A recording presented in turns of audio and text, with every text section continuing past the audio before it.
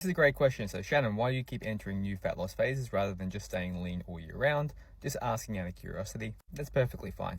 I used to be an overweight kid, and a lot of habits that you establish when you're younger generally will just hang around for pretty much your entire life. It is very hard to change who you are at just like a core fundamental level, especially if you have obesity tendencies, right? So this was me. I used to be 120 kilos. Now this is when I lost majority of the weight when I was younger. And this was me very, very lean. So looking close to like 10% body fat. So most people who've been following my page for like the last 1, 2, potentially 3, 4 years or so have only seen the last couple of years of me maintaining a somewhat higher body fat percentage. But this position here, I maintained for close to 10 years. Now, obviously, the leaner you are, the lower calorie maintenance you're going to have. And it is harder to maintain a really low body fat percentage. But I suppose the most important thing to remember is you may see me lose the same 3 to 7 kilos over the course of like 1 to 2 years, up and down. Sometimes I'll repost old videos and day of eating videos. Doesn't necessarily mean I'm doing that right now.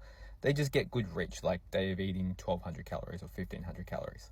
But the more important thing to remember is I've maintained 45 kilos loss over my entire life. So if I have a client who comes to me and they lose weight, let's say they lose 30 kilos, but they gain back, say, 10, even 15 kilos, you're still winning. Like, you are still ahead. And we know that with obesity, it is a dysregulation of appetite.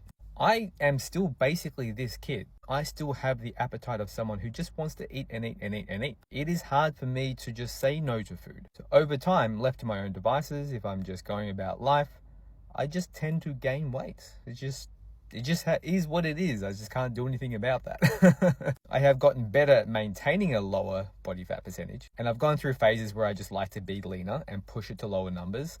But there's basically, I suppose the best way I can put it, there's always like an elastic band, and it's always pulling you back to this version of yourself. Some people can maintain a really lean physique with no problems at all, and it's just who they are. I'm definitely not that person. But again, this is why I talk about healthy waist ranges.